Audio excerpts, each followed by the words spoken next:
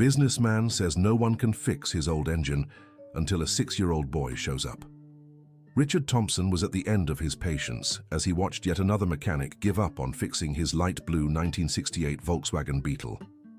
The 52-year-old businessman had turned this into a matter of personal pride, offering $15,000 to anyone who could get the engine running again.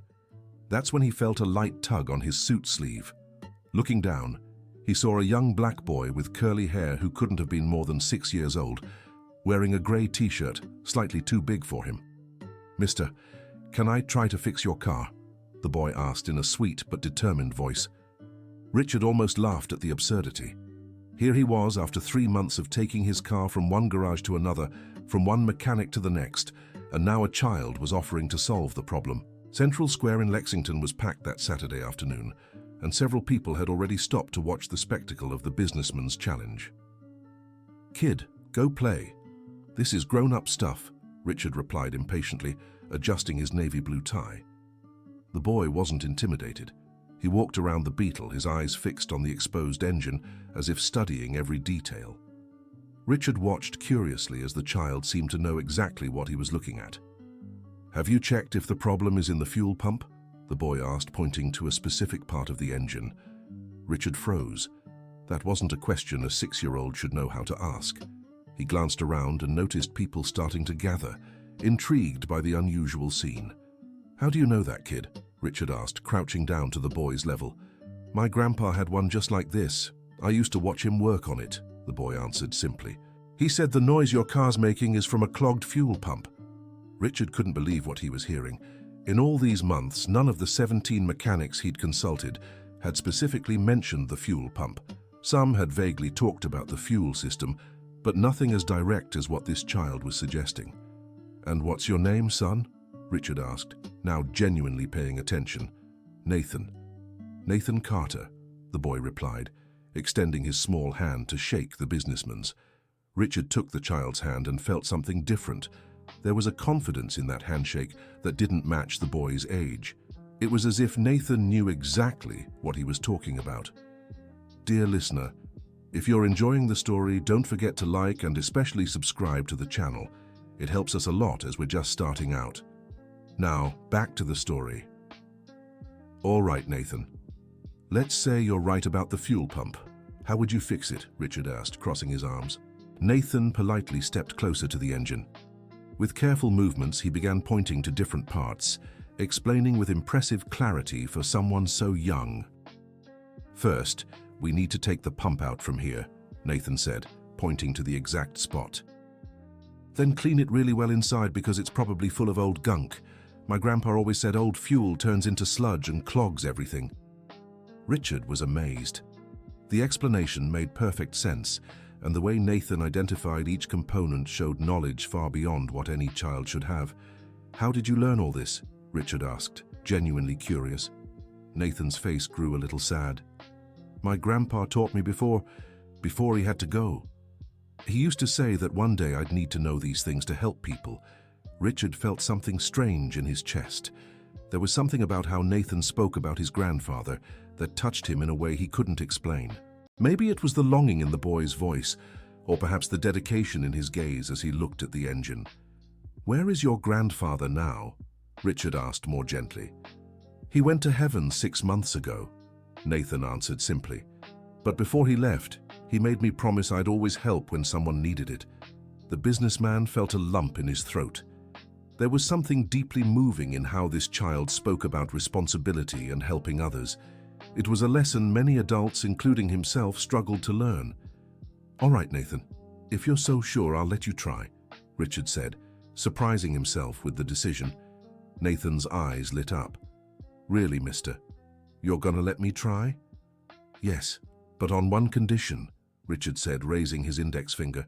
"If you succeed besides the $15,000, I want you to tell me more about your grandfather." Nathan nodded eagerly and asked Richard to call someone who had the necessary tools. The businessman looked around and saw a small crowd already forming. The news that a child was going to try fixing the richest man in town's car was spreading fast. Among those who approached was Mrs. Wilson, a 68-year-old woman who ran a small garage nearby. She carried a toolbox and a skeptical look. "Richard, you can't be serious," Mrs. Wilson said, placing her hands on her hips. "He's just a boy." "Mrs. Wilson, do you know this kid?" Richard asked. "Of course I do. That's Nathan, Mr. Robert Carter's grandson," she replied, looking at the boy fondly. "But Richard, no matter how smart he is, fixing an engine isn't child's play." Richard watched the interaction between Mrs. Wilson and Nathan. There was something familiar in how she looked at the boy, as if she knew the family well. "Mrs. Wilson, did you know his grandfather?" Richard asked. Mrs. Wilson's expression changed. She looked at Richard with a mix of surprise and what seemed like disappointment. "Know him?" "Richard, Robert Carter was the best mechanic this town ever had," she said, her voice thick with emotion, "and one of the most honest men I've ever known." Richard sensed something odd in her words. There was an intensity in Mrs. Wilson's gaze that hinted at more to the story than she was telling. "Why are you speaking in the past tense? What happened to him?" Richard asked. Nathan tugged lightly on Richard's shirt. "Mister, are you going to let me work on the car or not? It's getting late and my mom told me to be home before dark." Richard looked at the boy and then at Mrs. Wilson. There was something happening here he didn't fully understand, but he decided to let Nathan try. "All right, Nathan, go ahead," Richard said, gesturing for Mrs. Wilson to lend her tools. Nathan opened the toolbox with the ease of someone who'd done it hundreds of times. He picked a specific wrench and began working on the engine with precise, confident movements. The crowd around them grew by the minute. People stopped in the middle of the street to watch the unusual sight of a child tinkering with a luxury car's engine, while a businessman watched intently. "Nathan, are you sure you know what you're doing?" Richard asked, watching the boy remove engine parts with impressive ease. "I do, mister. My grandpa taught me that we should never be afraid to try to help, even when others don't believe in us," Nathan replied, continuing to work. Those words hit Richard in an unexpected way. There was something about the boy's simple philosophy that made him reflect on his own life and choices. As Nathan worked, Richard took the opportunity to talk more with Mrs. Wilson. "Mrs. Wilson, could you tell me more about Nathan's grandfather?"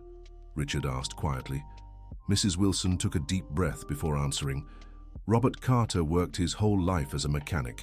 He had a small garage here in town, always honest, always fair with his prices. He was known for fixing anything with an engine." "And what happened to him?" Richard pressed.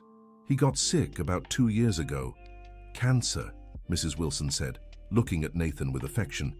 "He spent all his savings on treatment, lost the garage, lost almost everything. But he never lost his passion for teaching." Richard felt a weight in his stomach. "And his family? How are they managing?" "His daughter Rachel works as a cleaner in some of the town's buildings. She takes on weekend jobs too. She's a strong woman, but it's not easy raising Nathan alone," Mrs. Wilson explained. Richard absorbed every word with growing discomfort. There was something about that story that unsettled him, though he couldn't quite place it. "All done!" Nathan suddenly shouted, grabbing everyone's attention. The boy had put all the parts back in place, his hands covered in grease, but with a proud smile on his face. "You can try starting it now, mister," Nathan said, wiping his hands on a rag Mrs. Wilson handed him. Richard approached the car, his heart beating faster. For 3 months, that engine hadn't shown a single sign of life. Could a 6-year-old really have succeeded where 17 experienced mechanics had failed? He turned the key in the ignition.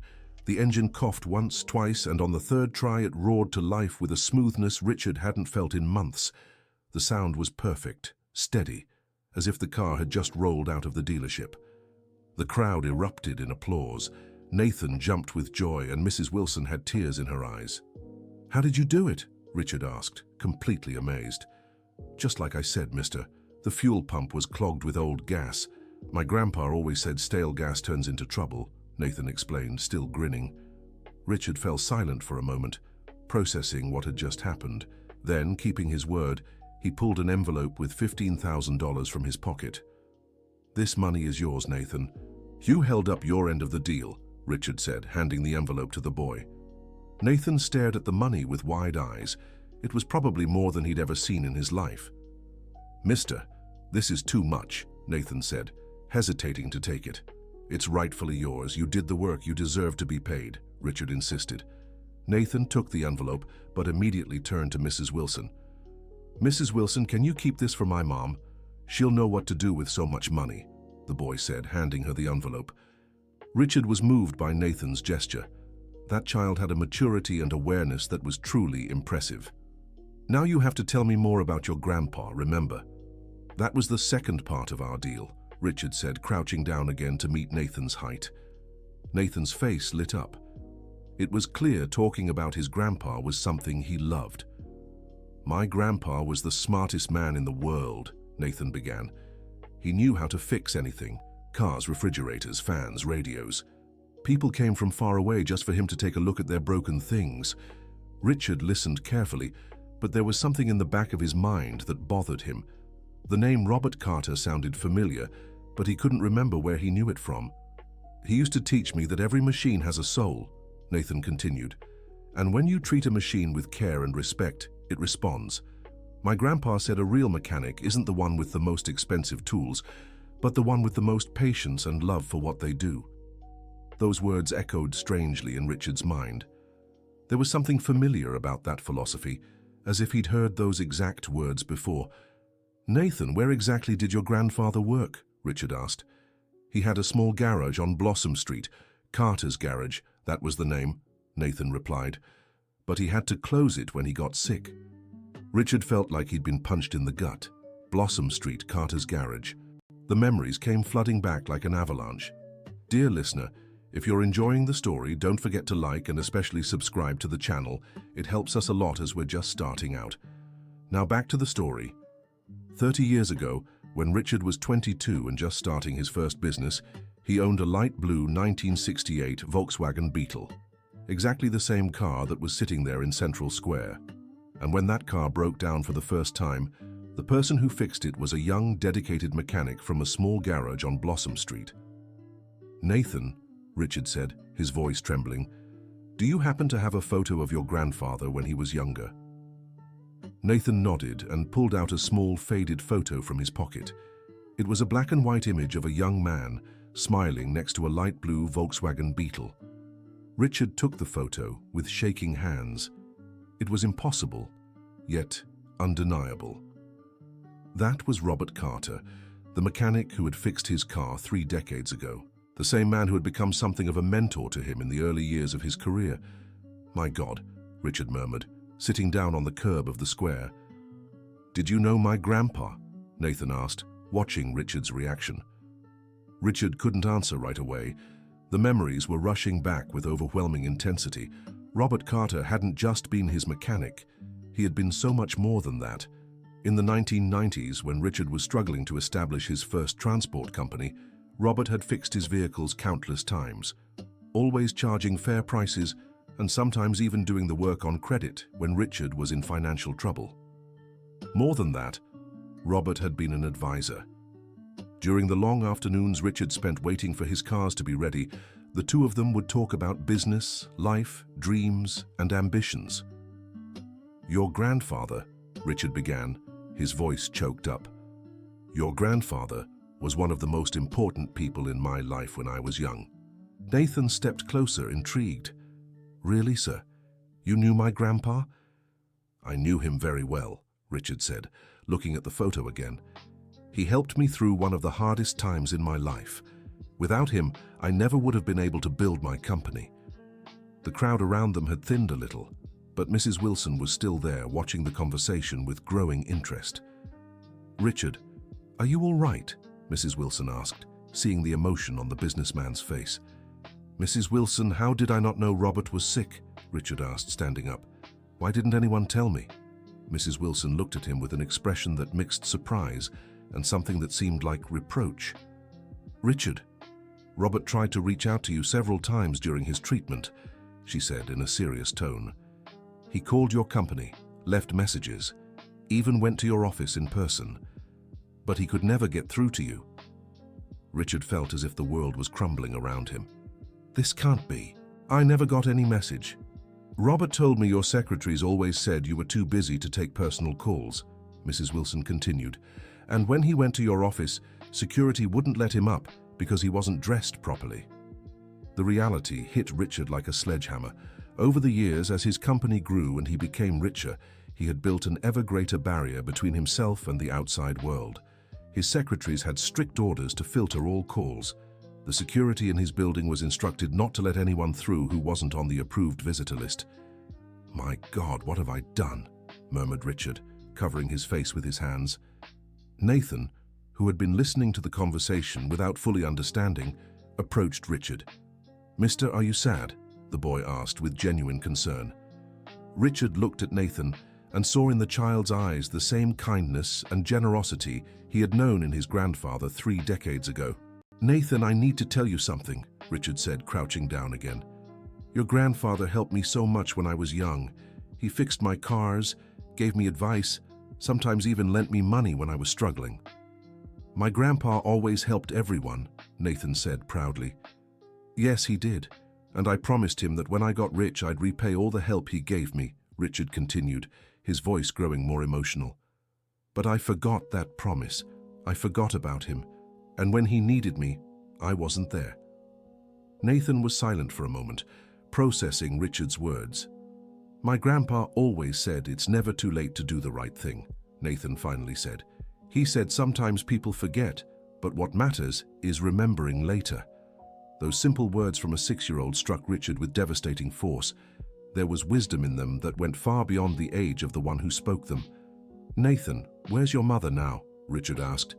"She's working at the big building downtown. She cleans there," Nathan replied. "Which building?" Richard pressed. "I don't know the name, but it's the tallest one in town. It has big letters in front," Nathan said, trying to remember. Richard felt a chill down his spine.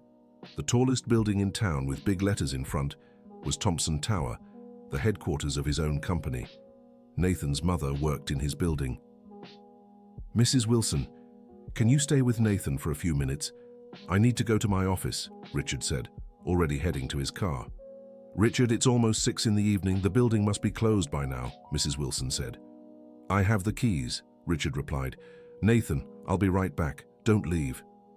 Richard got into the Volkswagen Beetle, which now ran perfectly thanks to Nathan's work, and drove quickly to the city center.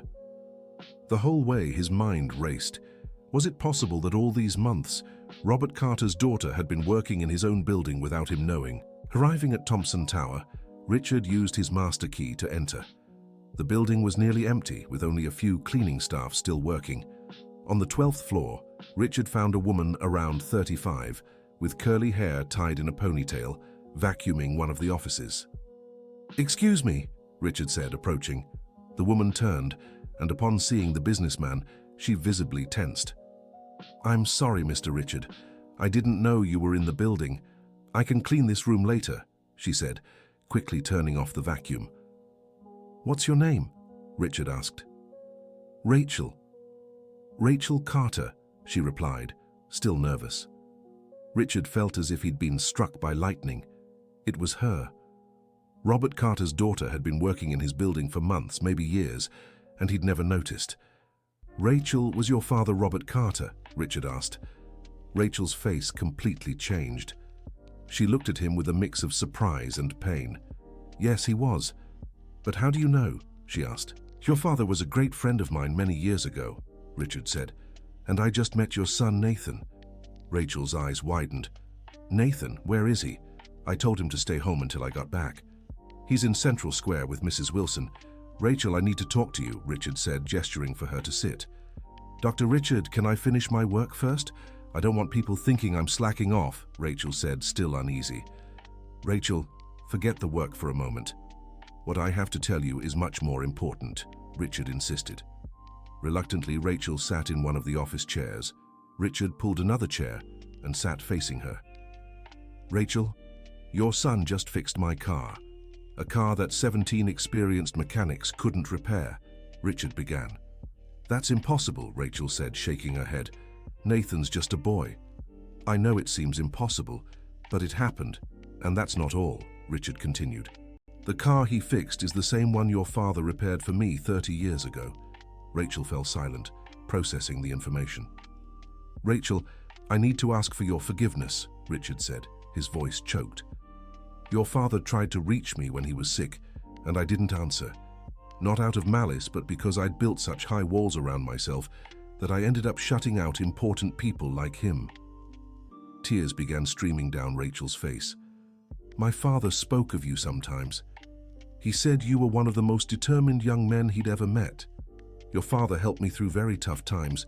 He didn't just fix my cars, he gave me advice, lent me money, believed in me when I didn't even believe in myself, Richard said. And when he needed me, I failed him. Dr. Richard, my father never held grudges. He always said everyone has their own time to do the right thing, Rachel replied, wiping her tears. Rachel, I want to do the right thing now. But first I need to know, how are you managing? Richard asked. Rachel hesitated before answering. It's not easy. I work 3 different jobs just to pay rent and buy food. Nathan spends a lot of time alone, but he's a responsible boy. What about his school? Richard asked. He goes to the public school in our neighborhood. It's a good school. The teachers really like him. They say he's very smart, Rachel replied proudly. Rachel, I have a proposal for you, Richard said. But first I want you to know this isn't charity. It's repaying a debt I owe your family. Rachel looked at him curiously. I want to offer you a job at my company. A real job, with a contract, benefits, and a fair wage, Richard said. And I want to pay for Nathan's education at the best private school in town. Rachel was stunned. Dr. Richard, I can't accept this. It's too much. Rachel, you know your son better than anyone. Did you see what he managed to do today? Richard asked. Richard, that boy has extraordinary talent. He deserves every opportunity to develop it. But I don't have enough education to work at a big company like yours, Rachel said. You have something far more valuable than education. You have honesty, dedication, and the wisdom you inherited from your father, Richard replied. And if you want to study, I can cover that too. Rachel started crying again, but now they were tears of emotion and gratitude. Why are you doing this? She asked. Because your father taught me that when someone receives help, they have an obligation to pass it forward, said Richard. And because your son reminded me today of who I was before I lost myself in my own success. At that moment, Richard's phone rang. It was Mrs. Wilson. Richard, you need to come back here quickly, said Mrs. Wilson's worried voice. Nathan isn't feeling well. Richard and Rachel rushed to the elevator. On the way back to Central Square, Rachel explained that Nathan sometimes had asthma attacks when he got too emotional. When they arrived at the square, they found Nathan sitting on the curb, struggling to breathe. Mrs. Wilson was beside him, trying to calm him down. Mom! Nathan shouted when he saw Rachel approaching. Sweetheart, what happened? Rachel asked, hugging him. I got worried when you took so long to come back, Nathan said, still breathing heavily. Rachel took an inhaler from her bag and helped Nathan use it. Little by little, the boy's breathing returned to normal. Nathan, your mum was with me. I needed to talk to her about something very important, Richard explained. About what? Nathan asked, curious. Richard looked at Rachel, who nodded. Nathan, your mum is going to start working at my company, and you're going to study at a new school, a really good one, Richard said. Nathan's eyes widened. Really? Really, Richard confirmed. But there's one condition. What? Nathan asked. You have to keep learning about mechanics, because one day when you grow up, I want you to be my partner in a special garage, Richard said. A garage like my grandpa's? Nathan asked excitedly. Even better. A garage that will carry your grandfather's name, Robert Carter and Sons Garage, Richard replied. Nathan jumped for joy, completely forgetting about his asthma attack. Rachel was too emotional to speak. Mrs. Wilson, who had watched the whole scene, approached Richard. Richard, are you sure about what you're doing? She asked. I'm sure, Mrs. Wilson. For the first time in many years, I'm absolutely certain I'm doing the right thing, Richard answered. At that moment, other people began gathering around again. The news that the richest businessman in town was offering a job to the mother of the boy who had fixed his car was spreading fast. Among those who arrived was Mr. Frank, a 70-year-old man who had worked with Robert Carter for many years. Richard Thompson, Mr. Frank said, stepping forward with a serious look. Mr. Frank, it's been so long, Richard said, immediately recognizing the man. Too long, Mr. Frank replied, but there was something cold in his voice. I hear you finally remembered Robert. Richard felt the weight of the reproach in Mr. Frank's words. Mr. Frank, I know I made a terrible mistake, Richard said, but I'm trying to make things right now. Richard, do you know Robert spent the last months of his life talking about you? Mr. Frank said, his voice heavy with emotion.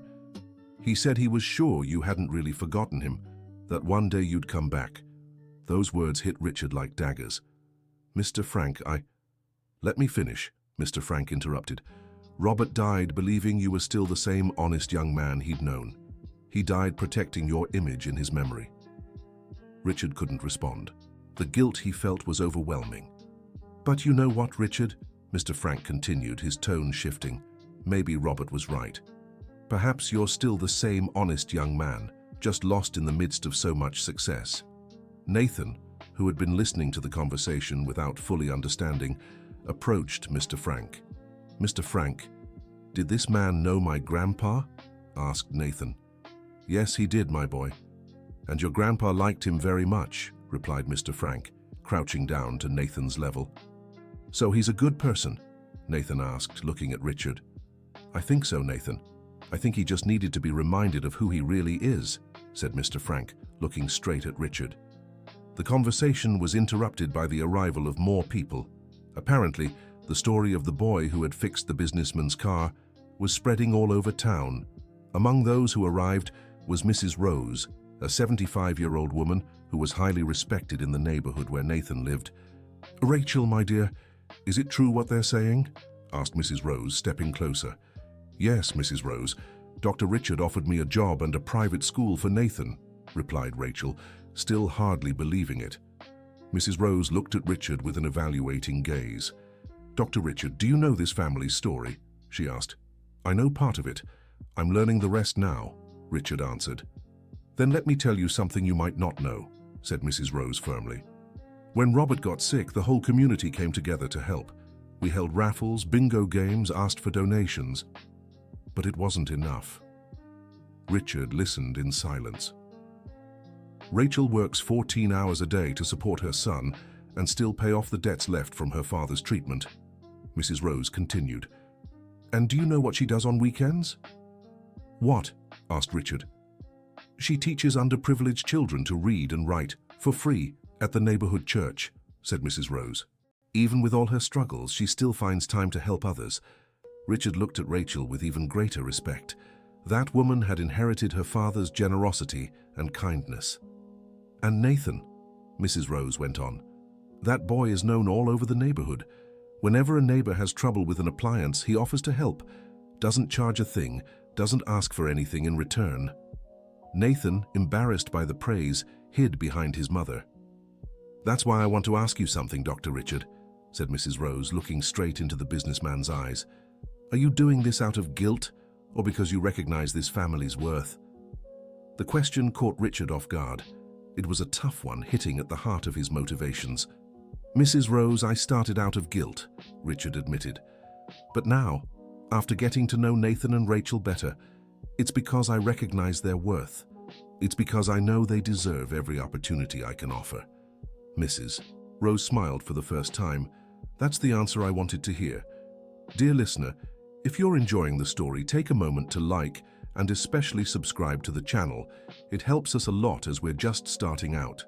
Now, back to the story. By then, Central Square was packed with people. The story had spread across town, and residents from different neighborhoods were arriving to see for themselves. Among them was Dr. Williams, the doctor who had treated Robert Carter during his illness. Richard Thompson, said Dr. Williams, stepping forward with a serious look.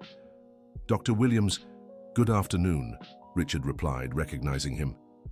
I heard you finally found the Carter family, said Dr. Williams. Yes, or rather, they found me, Richard answered.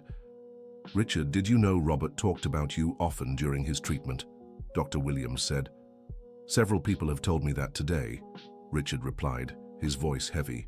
He said you were like a son to him in those early years, continued Dr. Williams, and that he knew you only stayed away because you didn't know about his situation. Richard felt the tears welling up. Dr. Williams, I failed him. Maybe so, maybe not, said Dr. Williams. What matters is what you do now. Nathan, who had been listening to the conversation, stepped closer to Dr. Williams. Doctor, did you know my grandpa? He asked. I did, Nathan. I cared for him in his final months, Dr. Williams replied warmly. Did he talk about this man? Nathan asked, pointing at Richard. He did. Your grandfather said you'd meet him one day and that he'd help you make your dreams come true, Dr. Williams said. Nathan's eyes widened. My grandpa really said that? He did. He said you had a special talent and that one day someone special would come along to help you develop it, Dr. Williams confirmed. Richard got chills. It was as if Robert Carter had foreseen what was happening at that very moment. Dr. Williams, did Robert ever talk about Nathan's future? Richard asked. He said Nathan would become one of the greatest mechanics in the country, but not just an ordinary mechanic, Dr. Williams said.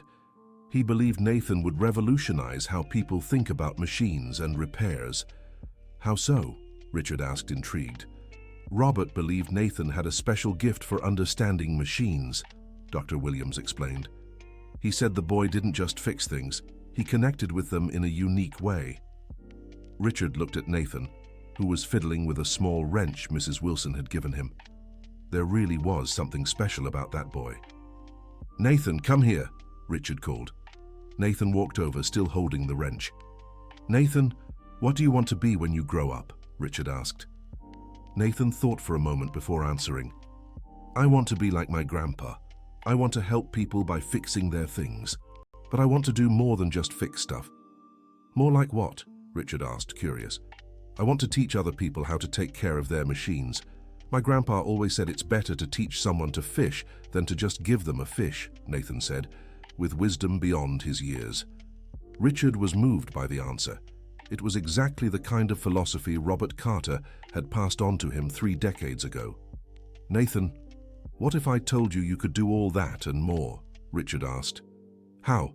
Nathan asked excitedly. By studying hard, learning not just about machines, but also how to teach others, how to run a business, how to help even more people, Richard explained. Nathan looked thoughtful. So, like being my grandpa but with superpowers? Richard laughed at the comparison. Exactly like being your grandpa but with superpowers.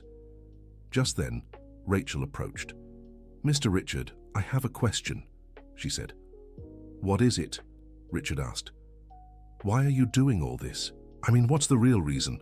Rachel asked, looking him straight in the eye. Richard thought carefully before answering. It was an important question, deserving an honest response. Rachel, when I met your father, I was a lost young man, full of dreams but with little direction, he began. Your father didn't just fix my cars. He taught me about honesty, about treating people with dignity, about never forgetting where I came from. Rachel listened intently. But over the years, as my company grew and I became wealthier, I started forgetting those lessons, Richard continued. I built walls around myself, shut out the people who truly mattered. And now? Rachel asked. Now that I've gotten to know you and Nathan, I remembered who I really was, and I remembered the promise I made to your father a long time ago, said Richard. I promised that when I became rich, I'd repay all the help he gave me. But Dr. Richard, you don't have to feel obligated, said Rachel. Rachel, it's not obligation, it's gratitude, Richard replied. And more than that, it's recognizing that you deserve every opportunity I can offer. Nathan, who had been listening to the conversation, stepped closer again. Mister, can I ask you something? Said Nathan. Of course, Nathan, ask me anything, Richard answered. Are you happy? Nathan asked, with the sincerity typical of children. The question caught Richard completely off guard. It was simple, but deeply complex. Why are you asking that, Nathan? Richard asked. Because my grandpa always said money doesn't make anyone happy if they don't know how to share, Nathan replied, and you have a lot of money, but you seem sad. Richard was speechless. This 6-year-old had made a deeper observation about his life than he had managed in years. Nathan, you're right. I'm not happy, Richard admitted. I have a lot of money, a big company, a beautiful house, but I'm alone. Why are you alone? Nathan asked. Because over the years I drifted away from the people who really mattered, Richard explained. And when I realized it, I was only surrounded by employees and business partners, no real friends. But now you have us, Nathan said with an innocent smile. Those words touched Richard deeply. There was a purity in the way Nathan offered friendship that was moving. Nathan, do you really want to be my friend, even though I'm a boring rich adult? Richard asked playfully. Of course. My grandpa always said friendship has no age and no price, Nathan replied, stretching out his small hand to shake Richard's. The moment was interrupted by the arrival of a well-dressed man Richard recognized immediately. It was Charles Morgan, his biggest business rival. Richard, what a coincidence running into you here, Charles said, approaching with a fake smile. Charles, good afternoon, Richard replied, disliking the man's presence. I heard you've taken up public charity now, Charles said, looking at Nathan and Rachel with barely disguised disdain. It's not charity, Charles. It's justice, Richard said firmly. Justice? Charles laughed. Richard, you're getting sentimental in your old age. Nathan, watching the exchange, sensed the tension and moved closer to Richard. Mister, is this man your friend? Nathan asked, eyeing Charles suspiciously. No, Nathan. He's not my friend, Richard answered, placing a hand on the boy's shoulder. Charles bristled at the response. Richard, don't be ridiculous. We've been colleagues for years. Charles, being colleagues isn't the same as being friends, Richard said, and you'll find that out when I announce my new business philosophy. What new philosophy? Charles asked, intrigued. From now on, my company will operate on the principles I learned from Robert Carter, Richard said, looking at Nathan and Rachel. Honesty, social justice, and responsibility to the community. Charles laughed sarcastically. Richard, that's corporate suicide. You can't run a business on sentiment. It's not sentiment, Charles. It's humanity, Richard replied. And you'll see that it's possible to succeed in business without exploiting people. The argument was growing heated, and several onlookers began paying attention. Nathan, sensing Richard's stress, did something unexpected. He approached Charles and tugged on the sleeve of his jacket. Mister, said Nathan, looking up at Charles, why don't you like my friend Richard? Charles looked down, annoyed by the interruption. Kid, that's grown-up talk. My grandpa always said kids can ask grown-up questions too, Nathan insisted. Don't you like him because he wants to help people? The innocent question left Charles speechless for a moment. Kid, you don't understand business, Charles said, trying to dismiss him. I don't understand business, but I understand people, Nathan replied with surprising seriousness. And you seem like a sad person who doesn't like it when others are happy. Nathan's observation was so direct and true that it visibly unsettled Charles. Several people nearby began murmuring, clearly agreeing with the child's assessment. Richard, control this brat, Charles snapped, losing his composure. Charles, Nathan's right, Richard said, standing up. You are a sad person who can't stand to see others happy. And you know why? Because you've forgotten how to be human. Charles was furious. Richard, you'll regret this decision. You don't build an empire with charity. Maybe not, Charles, but you build happiness, Richard countered. And in the end, what good is an empire if you're alone in it? Charles stormed out of Central Square, but not before shooting Richard a threatening glare. Nathan walked up to Richard again. Mister, are you okay? I am, Nathan. And thank you for standing up for me, Richard said, smiling. My grandpa always said friends stick up for each other, Nathan replied simply. Mrs. Rose, who had watched the whole scene, approached Richard. Dr. Richard, you know that Charles is going to try to mess with your plans, right? She said. I know, Mrs. Rose, but I'm not afraid of him, Richard answered. And we'll be here to support you, Mrs. Rose said, gesturing to the crowd gathered in the square. Richard looked around and saw dozens of people watching him with warmth and encouragement. It was a feeling he hadn't experienced in years. Thank you, everyone. You don't know how much this means to me, Richard said, moved. Dr. Williams stepped forward again. Richard, can I speak with you privately for a moment?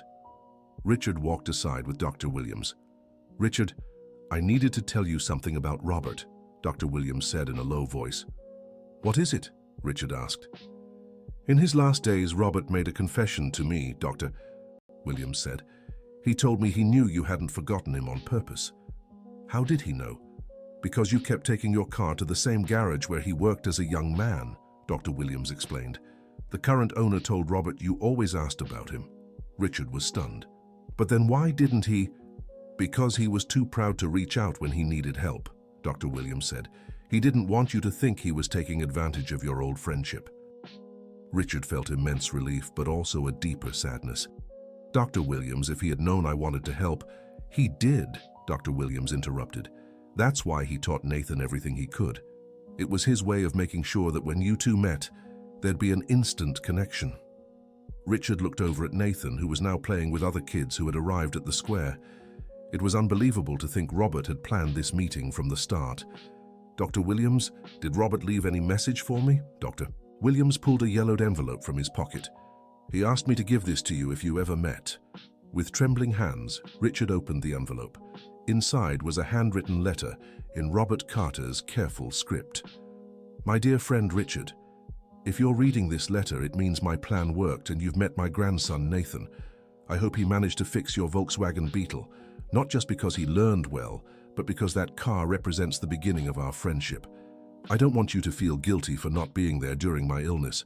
I know you weren't aware, and I know if you had been, you would have moved mountains to help me. That's always been your nature. I taught Nathan everything I could, not just about mechanics, but about values, honesty, and the importance of helping others. He's a special boy, and I'm sure you'll recognize that. My final request is that you help Nathan become not just a good mechanic, but a good man. And that you always remember the conversations we had in that garage so many years ago. Money comes and goes, Richard, but true relationships last forever. Your eternal friend, Robert Carter." Richard finished reading the letter with tears streaming down his face. When he looked up, he saw Nathan watching from a distance, as if sensing something important had happened. "Nathan, come here," Richard called, tucking the letter into his pocket. Nathan ran over. "What is it, sir?" "Nathan, your grandfather left a letter for me," Richard said, crouching down. "And in it, he asked me to take care of you as if you were my own grandson." Nathan's eyes widened. "My grandpa really said that?" "He did.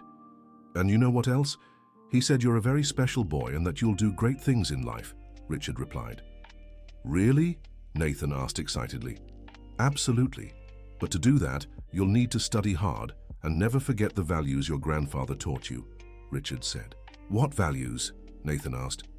"Honesty, generosity, respect for others, and love for what you do," Richard listed. Nathan nodded solemnly. "I'll always remember, sir." Just then, Rachel approached.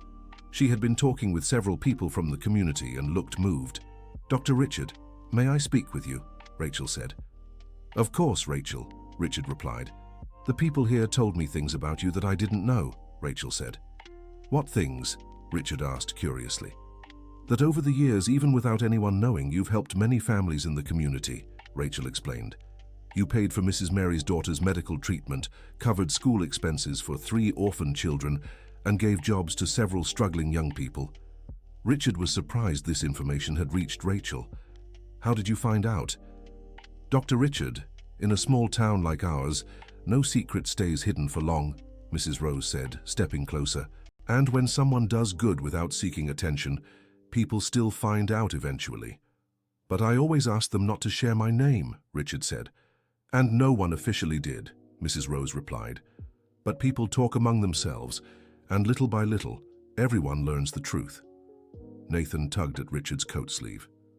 "Sir, so you were helping people even before you met me?" "I was, Nathan. But not in the right way," Richard admitted. "What do you mean?" Nathan asked, confused. "I helped, but from a distance, without knowing the people, without forming bonds, without truly getting involved," Richard explained. "Today, I learned that real help means caring about people, not just giving money." "I get it," Nathan said thoughtfully. "It's like the difference between giving medicine to a sick person and staying to take care of them until they're better." Nathan's comparison was so perfect, it left everyone impressed. "Exactly, Nathan. That's exactly it," said Richard with a smile. Frank, who had been chatting with other longtime residents of the town, approached the group. "Richard, can I make a suggestion?" said Mr. Frank. "Of course, Mr. Frank. Go ahead," Richard replied. Why don't you take this moment to make an even bigger change, suggested Mr. Frank. What kind of change, asked Richard. How about creating a program at your company to give opportunities to people like Rachel, said Mr. Frank. People who have talent and dedication but never had a chance. Richard considered the suggestion. It was an interesting idea that made perfect sense. Mr. Frank, that's an excellent idea, said Richard. I can create a social inclusion program within the company. And you could also include scholarships for talented kids like Nathan, added Mrs. Rose, and vocational workshops for young people who want to learn a trade, suggested Dr. Williams. Richard was getting excited about the possibilities. Hey everyone, you're giving me fantastic ideas. Nathan, who had been listening to the whole conversation, had an idea of his own. Mister, what if you made a mechanics school to teach kids, suggested Nathan. A mechanics school for kids? Asked Richard, intrigued. Yeah, where kids could learn to fix toys, bikes, small appliances, Nathan explained eagerly. My grandpa always said the sooner you learn, the better you get. Nathan's idea was brilliant. A school that taught practical skills to children, developing not just technical knowledge, but also responsibility and self-esteem. Nathan, that's the best idea I've heard today, said Richard. And you know who's going to be the first teacher at this school? Who? Asked Nathan, curious. You, replied Richard. When you're a little older, you'll teach other kids what you learned from your grandpa. Nathan beamed at the prospect. Really? I'll get to teach other kids. Absolutely, and I'm sure your grandpa would be very proud, said Richard. Dr. Williams checked his watch. Everyone, it's almost 8 in the evening. I think it's time we start heading home. Richard looked around and noticed Central Square was even more crowded than before. The story had spread across town, and people from every neighborhood were there. Before we go, I'd like to make a public announcement, said Richard, stepping onto a bench so everyone could hear him. The crowd fell silent, waiting to hear what the businessman had to say. Everyone, today was a day that changed my life, Richard began. I met Nathan, a 6-year-old boy who taught me more about values and humanity than I've learned in years. The crowd murmured in approval. That's why I want to announce that my company will undergo a complete transformation, Richard continued. We'll create social inclusion programs, scholarships, vocational workshops, and a school of practical skills for children. The crowd applauded enthusiastically. But more importantly, I've learned the value of true friendship and social responsibility again, said Richard, looking at Nathan, and I promise I'll never isolate myself from the people who truly matter. The applause was deafening. People shouted words of support and encouragement. Nathan climbed onto the bench beside Richard. Can I say something too? The boy asked. Of course, Nathan, said Richard, helping him steady himself. Everyone, Nathan called out in his childlike voice. My grandpa always said that when you help one person, you're really helping the whole world. Today, Mr. Richard helped me, but he also helped my mum, and he's going to help all the other people who need it too. The crowd was moved by the boy's words. And you know what else? Nathan continued. My grandpa also said that true friendship is priceless. Today I made a very special friend, and I'm sure he'll teach me many things, just like my grandpa did. Richard Thompson was deeply touched by Nathan's words. That child had wisdom far beyond his years. When they stepped down from the bench, Rachel approached Richard. Dr. Richard, how can I thank you for everything you're doing for us? She asked, tears in her eyes. Rachel, you don't need to thank me, Richard said. You're the ones giving me a gift, the chance to reconnect with the person I used to be. But it's far more than we deserve, Rachel insisted. Rachel, your father gave me much more than I deserved when I was young, Richard replied. Now it's my turn to give back. Nathan walked up to them. Mom, are we going to have a better home now? Yes, my son, Rachel answered, hugging him. And can I help other kids like my grandpa taught me? Nathan asked. You will, Nathan. You'll help many children, Richard assured him. The crowd began to disperse slowly, but many people approached Richard to greet him and offer support for his new projects. Among them was Mrs. Connie, an 80-year-old woman highly respected in town. Dr. Richard, Mrs. Connie said, walking toward him with slow but steady steps. Mrs. Connie, good evening, Richard replied, recognizing her. I needed to speak with you, Mrs. Connie said. I knew Robert Carter since he was a boy.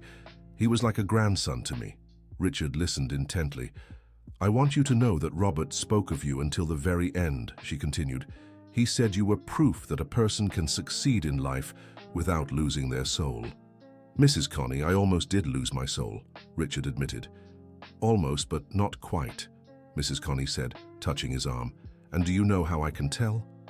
How? Richard asked. Because when someone truly loses their soul, they can no longer be moved by a child's kindness, she said, looking at Nathan. And I saw how deeply this boy touched you today. Mrs. Connie's words struck Richard deeply. It was comforting to know he still had the capacity to be moved and connect with others. Mrs. Connie, you're right, Richard said. Nathan reminded me of who I really am. And now it's your responsibility never to forget again, Mrs. Connie said with the authority of age. I won't forget, Richard promised. At that moment, a young man in his 20s approached the group. Richard recognized him as Junior, the son of one of his company's earliest employees. Dr. Richard, may I speak with you? Junior asked, visibly nervous. Of course, Junior, what is it? Richard replied. I wanted to thank you for the job you gave my father 15 years ago, Junior said. Because of it, he was able to put me through college. Richard was touched. Junior, your father was always an excellent employee. He deserved every opportunity. Dr. Richard, I graduated as an engineer last month, Junior said, and I'd like to offer my services for the projects you're planning. Junior, it would be an honor to have you on the team, Richard said, shaking the young man's hand. Nathan had been watching the whole conversation and walked up to Junior. You're an engineer? He asked, impressed. I am, Junior replied, smiling. And can you build the school that Mr. Richard is going to make? Nathan asked. I sure can. And it'll be the most beautiful school in town, Junior answered. Nathan's face lit up with excitement. And will there be a real garage? There will be the best garage a school could have, Junior assured. The conversation was interrupted by the arrival of another group of people. It was the board of the municipal school where Nathan studied. Dr. Richard, said the principal, a 50-year-old woman named Principal Helen. Principal Helen, good evening, Richard replied. We heard about what happened here today and wanted to talk about Nathan, said Principal Helen. What do you want to talk about regarding him? Richard asked. Nathan is one of the most special students we've ever had at our school, Principal Helen said. Not only is he very intelligent, but he also has an incredible ability to help other students. Rachel felt proud hearing the praise for her son. Principal Helen, in what way does he help the other students? Richard asked. Whenever a child struggles to understand something, Nathan always offers to explain, Principal Helen said. And he has a very special way of teaching, as if he were a born teacher. That makes sense, Richard said. His grandfather must have passed down that teaching ability. Doctor, Richard, when Nathan starts attending the private school, we'd like to suggest he continues participating in some activities at the municipal school, Principal Helen said. What kind of activities? Richard asked. We could create a program where he teaches other children how to fix toys and simple objects, Principal Helen suggested. It would be a way to keep his connection with the community. Nathan was excited by the idea. Mr. Richard, can I do that? Of course you can, Nathan, Richard replied, and it's an excellent idea to start developing your teaching skills. The night was growing late, and people began to say their goodbyes. But before leaving, many made sure to greet Nathan and Rachel, offering support and affection. Mrs. Wilson was one of the last to leave. Richard, thank you for letting me witness this transformation today. Thank you, Mrs. Wilson, for staying here to look after Nathan when I left, Richard replied. It was my pleasure, Mrs. Wilson said. And I want you both to know you can count on me for anything. Nathan hugged Mrs. Wilson. Thank you for lending the tools, Mrs. Wilson. Nathan, those tools are yours now, Mrs. Wilson said, handing the toolbox to the boy. They belong to my husband, who is also a mechanic. I'm sure he'd be happy knowing they're in good hands. Nathan took the toolbox with reverence, as if receiving a treasure. Mrs. Wilson, I'll take really good care of them, Nathan promised. Finally, only Richard, Rachel, and Nathan remained in Central Square. The Volkswagen Beetle was parked nearby, running perfectly. And now, Rachel asked. Now you'll go home and rest because tomorrow we start a new life, Richard said. Dr. Richard, I still can't believe all of this is happening, Rachel said. Rachel, sometimes the best things in life happen when we least expect them, Richard replied. Nathan approached Richard one last time before leaving. Mr. Richard, can I ask you one more question? Nathan said. Of course, Nathan, Richard replied. Do you think my grandpa is watching all of this from heaven? Nathan asked. Richard was moved by the question. I'm sure he is, Nathan, and I'm sure he's very proud of you.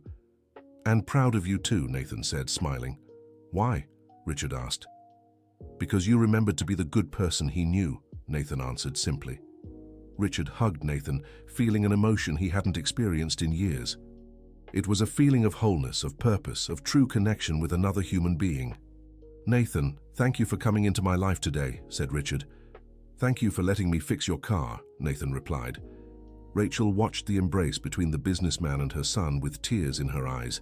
It was impossible not to be moved by the genuine connection that had formed between them. Dr. Richard, how should we start the changes tomorrow? Rachel asked. Rachel, tomorrow morning you'll come to my office at 9, Richard said. We'll talk about your new position at the company and the details for Nathan's school. And can Nathan come along? Rachel asked. Of course. In fact, I insist he does, Richard replied. He's going to be my special consultant for the new projects. Nathan laughed at the idea of being a consultant. I'm really going to be a consultant. Yes, you are. A consultant for humanity and common sense, Richard said, smiling. The three said goodbye with one last group hug. Richard got into the Beetle and drove home, but for the first time in years, he didn't feel alone in the car. During the drive, he thought about everything that had happened that day. A normal morning had turned into the most transformative experience of his adult life. When he got home, Richard went straight to his private office. He took out a sheet of paper and began writing a letter. Dear Robert, today I met your grandson Nathan, and through him I rediscovered the person I used to be. You were right when you said he was special. He didn't just fix my car, he fixed my soul. I promise I'll take care of him and Rachel as if they were my own family. And I promise I'll never forget the values you taught me. Thank you for arranging this meeting, even from afar. Thank you for being my mentor, my friend, and my example of what it means to be a good man. Your eternally grateful friend. Richard. Richard folded the letter and placed it in the same drawer where he kept the most important photos and documents of his life. The next morning, Richard arrived early at the office. He had a lot of work ahead to implement all the changes he had promised. At exactly 9 o'clock, Rachel and Nathan arrived at Thompson Tower. This time, not as a cleaning employee and her son waiting in the lobby, but as the businessman's special guests. Good morning, Doctor. Richard, Rachel said, still a little shy in the elegant office setting. Good morning, Rachel. Good morning, Nathan, Richard replied, hugging them both. Nathan looked around the office curiously. Mr. Richard, do you work here every day? I do, Nathan. And starting today, you and your mum will work here sometimes too, Richard said. I'm really going to work here? Nathan asked excitedly. Yes, you are. As my special consultant, remember, Richard said with a smile. Throughout the morning, Richard introduced Rachel to the company's key employees and explained her new role as Social Responsibility Coordinator. Rachel, your first task will be to oversee the creation of the programs we discussed yesterday, Richard explained. You'll have a team to help you, including Junior, who graduated as an engineer. Dr. Richard, I don't have experience with this kind of work, Rachel said, worried. Rachel, you have something far more valuable. You understand the real needs of the community, Richard replied, and I'll give you all the support you need to learn the technical aspects. Meanwhile, Nathan explored the office with curiosity. He stopped in front of a shelf filled with books on business and engineering. Mr. Richard, did you read all these books? Nathan asked. I did, Nathan, and one day you'll read books like these too, Richard replied. About mechanics? Nathan asked. About mechanics, about management, about how to help people, about anything you want to learn, said Richard.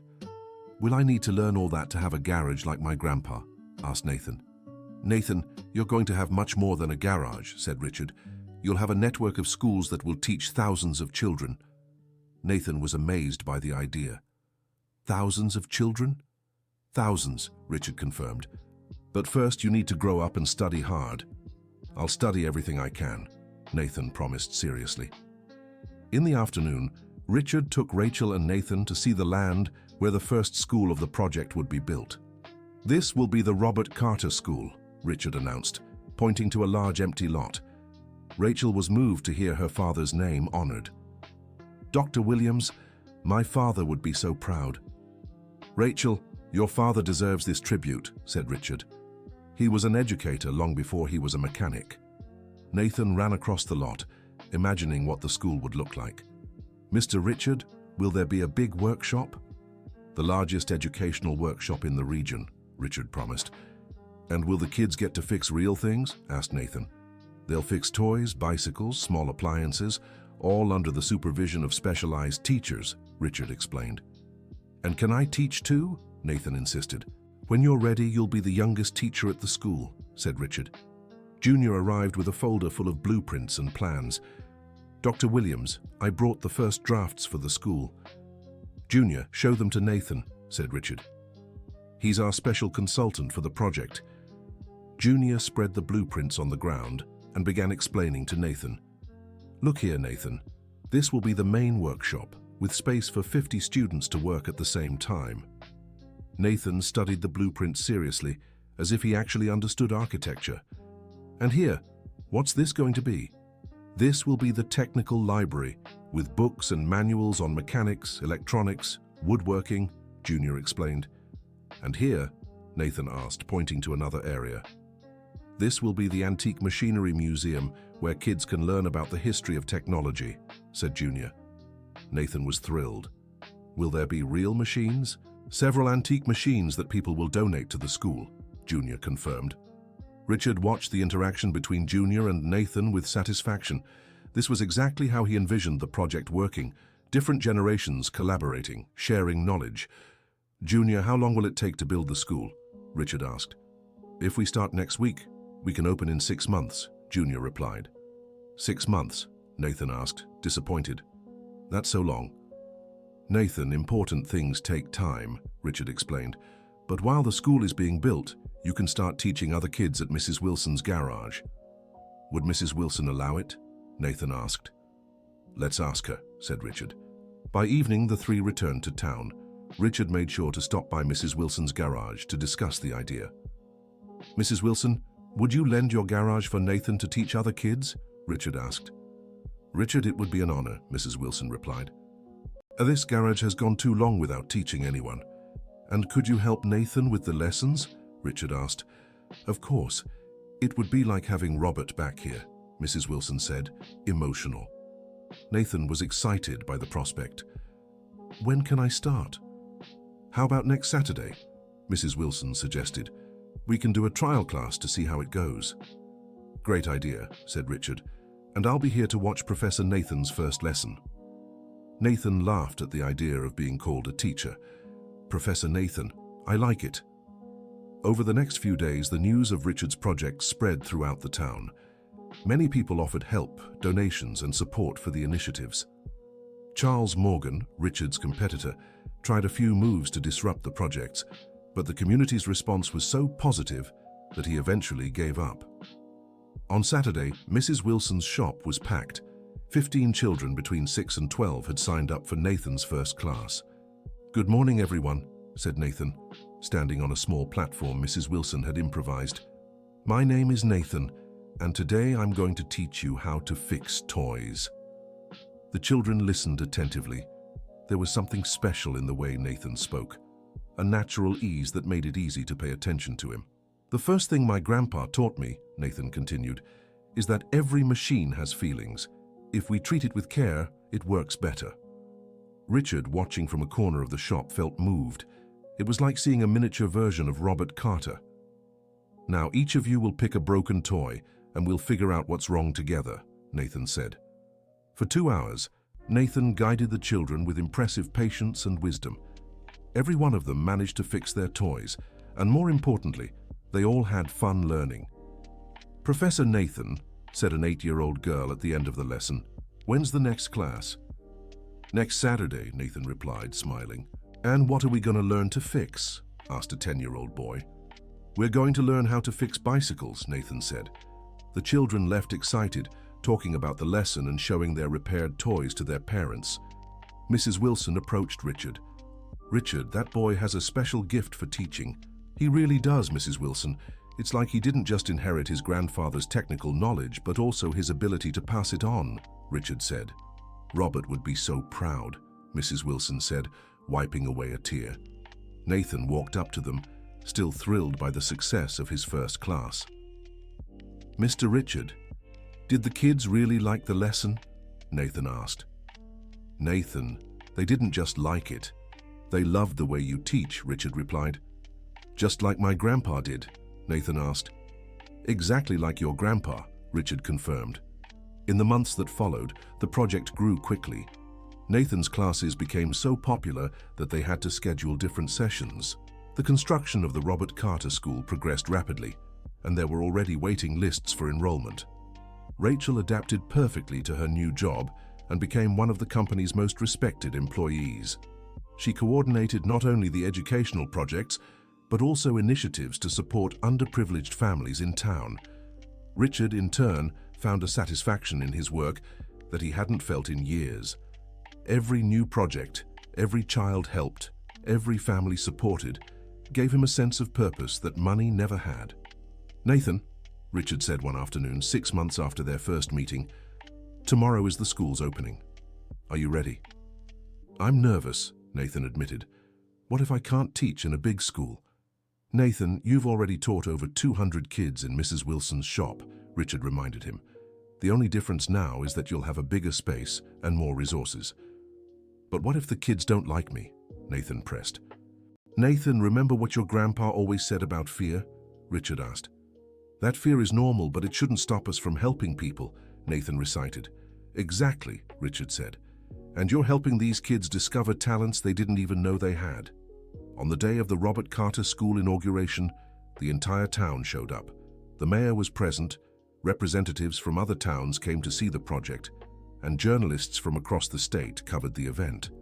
But for Richard, the most important moment was when Nathan, now 7 years old, cut the ribbon next to an enlarged photo of Robert Carter.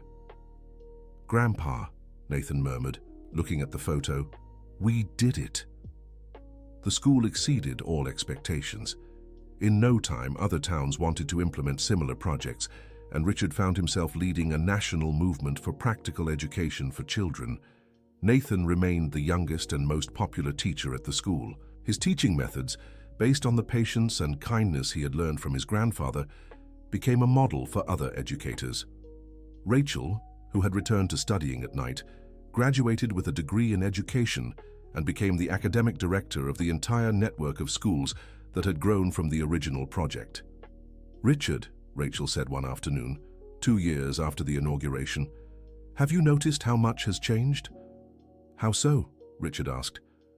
Have you noticed that you smile every day now? Rachel replied. When I first met you in Central Square that day, you seemed like a sad person, even though you were wealthy. Richard thought about her words. It was true. Over the past 2 years, he had rediscovered a joy for life he hadn't felt since his youth. Rachel, you and Nathan have given me a much greater gift than I ever gave you, Richard said. What gift? Rachel asked. You gave me the chance to truly be useful, to make a difference in people's lives, he explained, and you gave me a family. It was true. Over the months, Richard had become much more than an employer or benefactor to Rachel and Nathan. He had become part of the family, a grandfather in spirit to Nathan and an older brother to Rachel. Richard, you've become family to us too, Rachel said. Nathan talks about you all the time, and I'll never be able to thank you enough for everything you've done. Rachel, stop thanking me, Richard said, smiling. Family doesn't thank family. Family takes care of family. Just then, Nathan came running in from school as he did every day. Mr. Richard, Mom, Nathan shouted excitedly. Something amazing happened today. What was it, sweetheart? Rachel asked. A 5-year-old girl fixed an old radio that had been broken for over a year, Nathan said, beaming. She followed my instructions exactly and it worked perfectly. And how did that make you feel? Richard asked. It felt like my grandpa was right there, smiling, Nathan replied. It's like every child who learns is a little piece of my grandpa coming back into the world. Richard was moved by Nathan's words. There was an emotional depth in that boy that still surprised him. Nathan, your grandpa really is returning to the world through every child you teach, Richard said. That's his true legacy. And through you too, Nathan added, because you remembered how to be the good man my grandpa knew. Richard hugged Nathan, feeling immense gratitude that this child had come into his life.